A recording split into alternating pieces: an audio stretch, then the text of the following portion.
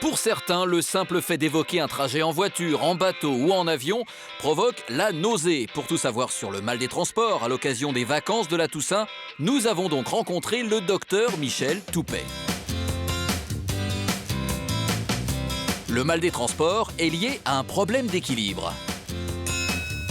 Oui, l'équilibre dans son sens large. L'équilibre mesuré par l'oreille interne, qui a des capteurs pour mesurer dans les 3 plans de l'espace, et qui agit plan pour plan avec tout ce que l'œil mesure et tout ce que le corps mesure en même temps. Donc il y a 3 systèmes pour dire où est-ce qu'on en est. Le mal des transports, c'est quand tout ce système arrive trop fort, trop vite, ou de façon inhabituelle. Et tout d'un coup, on est très mal.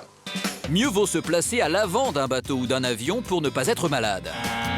Il y a un endroit qui est le mieux, c'est le milieu du bateau. C'est quand même là où ça bouge le moins. Si on va sur les bords, évidemment, on va être très soumis à des grands mouvements. Même chose en avion. Pour le passager, il semblerait que la meilleure place soit entre les 2 ailes.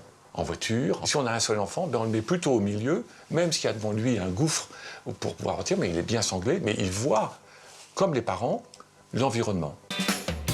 Il vaut mieux manger léger avant un voyage. Ce n'est pas le moment de faire un festin. Quand on a le mal des transports, on doit limiter le poids de l'estomac, la digestion. Et donc on revient au pain sec et à l'eau du marathonien, des pâtes, des petits gâteaux, de l'eau, et pas de l'eau à bulles, de l'eau plate, et pas de l'eau froide, de l'eau tiède. On peut guérir du mal des transports. On peut faire des progrès. Et donc un entraînement physique avec des lumières qui tournent, où on peut aider les gens à supporter l'insupportable et à devenir meilleurs. Il y a un test qui consiste à bouger la tête et à tourner sur place. On apprend aux cosmonautes à supporter ces 2 mouvements en même temps. Au bout de 3 coups, tout le monde est malade. Le cosmonaute arrive à en supporter 150. Désormais, vous savez que le mal des transports est lié à l'équilibre. Il est préférable de se placer au milieu d'un véhicule.